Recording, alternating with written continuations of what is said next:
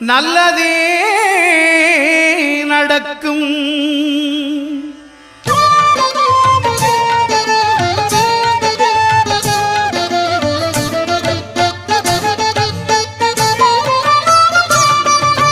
9 கோளும் ஒன்றாய் காண அங்கு கற்பகம் என்னும் கடவுளின் மெய்யில்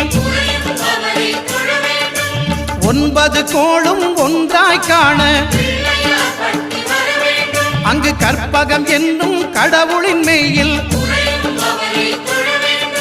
சூரியன் முதலாய் 9 கிரகமும் பலவித குணங்களை கொண்டிருக்கும். எங்கள் கற்பக தருவில் அவை வரும்போது ஒன்றாய் சேர்ந்து பலனளிக்கும்.